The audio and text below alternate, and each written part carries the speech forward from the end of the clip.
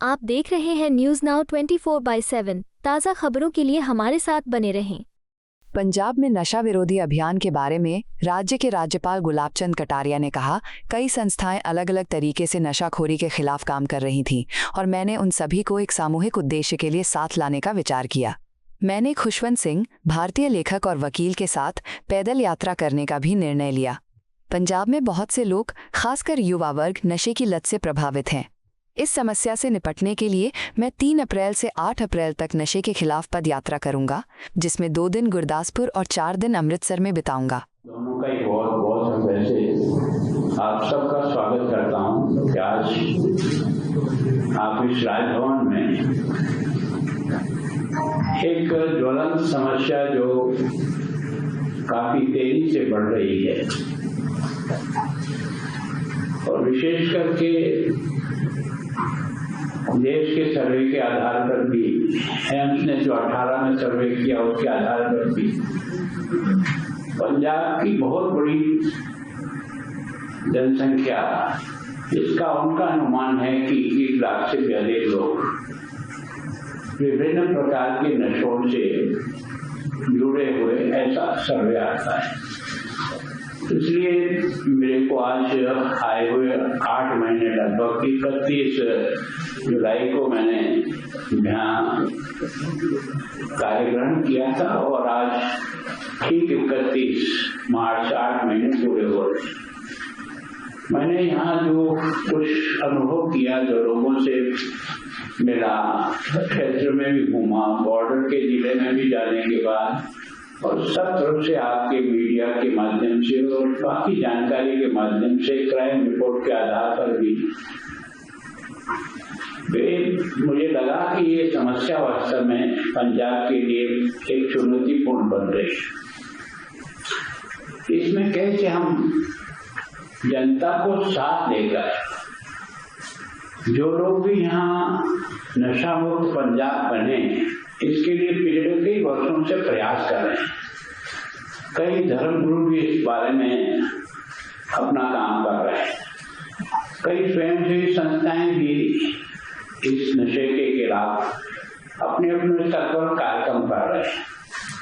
मैंने सोचा कि इन सब को अगर एक स्थान पर लाया जा सके, एक साथ जोड़ा जाए और सब लोग मिलकर एक सामूहिक प्रयत्न करें, तो शायद हमारी सफलता के जो कदम हैं वो थोड़ा तेज गति से बढ़ेगी। इसी बात को सोच करके मैंने अपना यह पैदल यात्रा का कार्यक्रम बनाया था। इसका जो मुझे पहली बार अनुभव हुआ, तो खुशवंत सिंह जी जो साहित्यकार हैं, उन्होंने एक पैदल यात्रा पिछले 2 सालों से वो कर रहे हैं, तो वो मुझे निमंत्रण देने आए थे कि आप भी हमारे कार्यक्रम में जुड़िए। तो मैंने उनका कार्यक्रम देख करके, मुझे पता नहीं था खुशवंत सिंह जी का किस तरह के क्या करते नहीं, पर मैंने सोचा कि इनका उद्देश्य बहुत अच्छा है और इसलिए मुझे भी इनमें एक तरह से सहयोगी बनकर के पैदल यात्रा इनके साथ करनी चाहिए। तो 2 दिन मैंने उनके साथ ओझा सिंह जी के निवास स्थान, जो 113 साल की उम्र के व्यक्ति है, अंतर्राष्ट्रीय इस उम्र के धावक के एक तरह से दुनिया का सर्वश्रेष्ठ व्यक्ति बना है, उसके गांव से मैं भी 10 और 11 2 दिन उनके साथ चला। तो मुझे लगा कि अगर वास्तव में इस नशे को कोई रोक पाएगा, तो अकेली सरकार के कानून कायदे इस पर पूर्णतः मुक्ति पाने बहुत असंभव होता है। जब तक सर्व सामान्य व्यक्ति इस समस्या को अपनी समस्या बनकर के इसको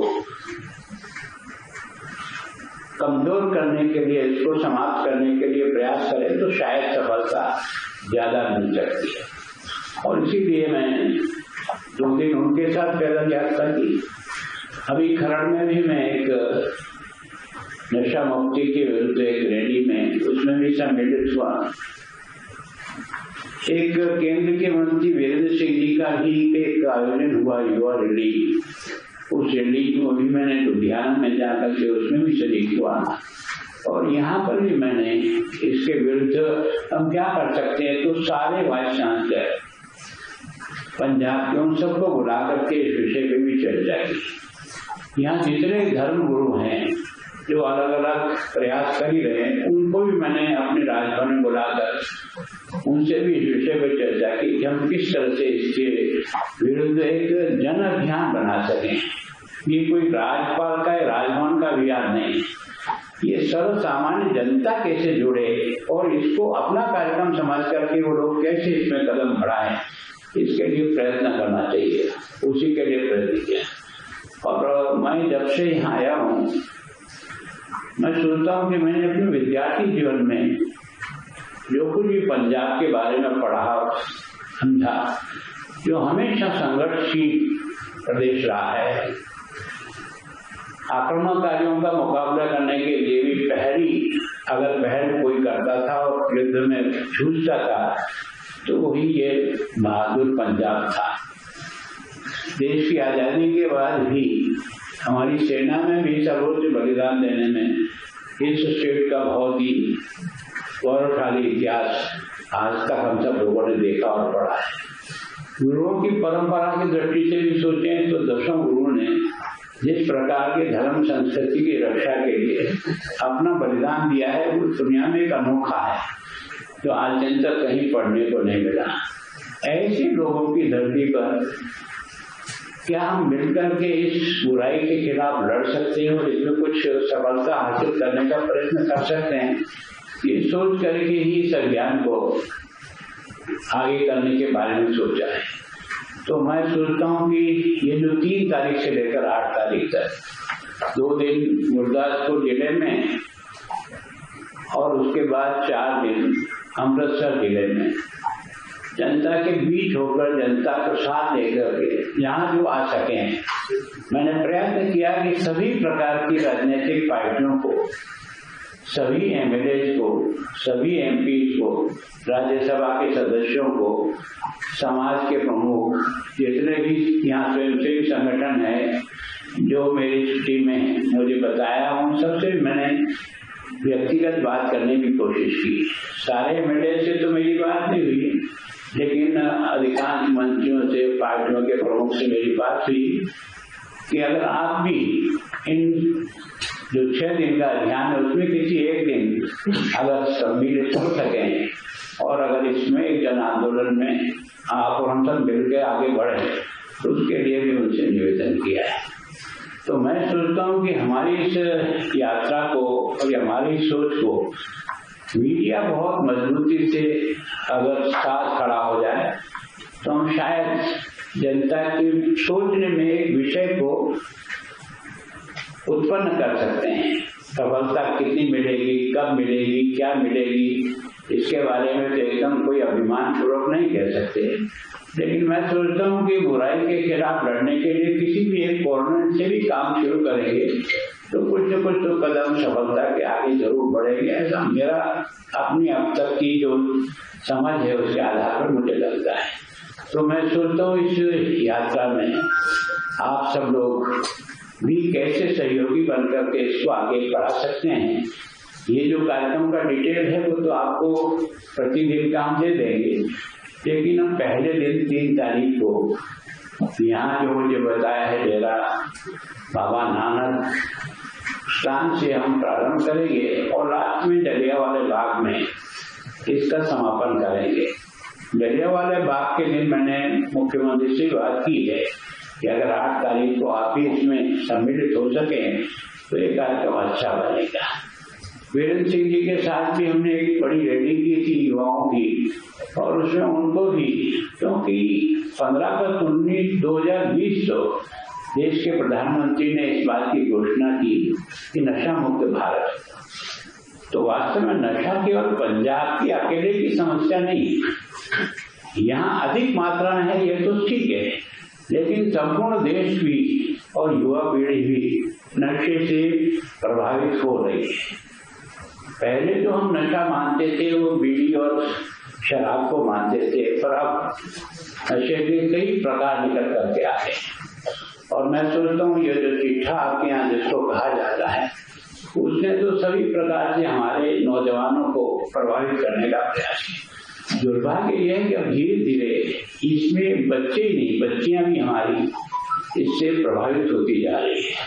परिवार के लोग प्रभावित होते जा रहे हैं और सबसे ज्यादा परिवार का जिस प्रकार से एक तरह से समस्याग्रस्त हो गया है, अपने आप को असहाय महसूस करते हैं। विशेष करके माता, मैं जब बॉर्डर के विलेज कमेटी की मीटिंग में बैठता था जिले में, तो वहाँ माताओं बहनों की तरफ से एक ही आवाज आई थी मुझे कि साहब और कुछ करो न करो आप, पर हमारे बच्चों को इस नशे से किसी तरह से बचाओ, नहीं तो हम परिवार बिल्कुल तबाह हो रहा है, उजड़ रहा है, देख नहीं सकते बच्चे को तड़पता हुआ, उसकी आवश्यकता देते। और फिर वो सब जितने भी अपराध हो सकते हैं उन अपराधों के साथ जुड़ता जा रहा है। तो अगर अपराध पर भी नियंत्रण करना है तो उसमें इस पक्ष को भी मजबूती से हटाने का प्रयत्न करना चाहिए। मैं ये नहीं कह रहा हूँ कि इसमें 100% हमको सफलता मिल जाएगी और कल हम इसमें वो चमत्कार कर देंगे। मेरी ऐसी मान्यता है कि प्रयत्न करिए, कभी कभी सफलता उसमें अवश्य मिलती है। कि अब तक के अपने सब महापुरुषों ने अपने जीवन में जो सुधार के काम किए हैं वो कहीं किसी मंजिल तक पहुंचा जरूर है। तो मैं सोचता हूँ इससे के खिलाफ हम सब मिलकर कैसे लड़ सकें, कैसे इसको जन आंदोलन बना सकें। न तो अकेला मैं, न कोई अकेला दूसरा इसको दूर कर पाएगा। जब तक जनता और विशेष करके माता और बहनों को इस आंदोलन से हम कैसे जोड़ सके और उनका साथ कैसे ले सके, तो मैं सोचता हूँ प्रयत्न करेंगे कि जो गांव नशा मुक्त होता है उसको कोई विशेष सहायता देने का काम करें। उस गांव का नशा मुक्त है वो उसका बोर्ड लगा है। अगर कोई विश्वविद्यालय कहता है कि मेरा विश्वविद्यालय नशा मुक्त है तो विश्वविद्यालय भी अपने बाहर बोर्ड लगाए। अगर कहीं जहाँ जैसे स्थान है तो लोगों में किस प्रकार से इसका जागरण हो, इसके लिए प्रयत्न करने का एक प्रयास किया है। आप सब लोगों का अगर सहयोग मिलेगा तो हम शायद 2 कदम सफलता की ओर बढ़ सकेंगे, ऐसा मेरा विश्वास है। आप सब लोग यहाँ आए, मैं आपका स्वागत करता हूँ राजभवन में। और इस एक चुनौती का कैसे मुकाबला हम सब मिलकर कर सकते हैं इसका प्रयत्न करें, इतना आप सबसे मेरी विनम्र प्रार्थना है।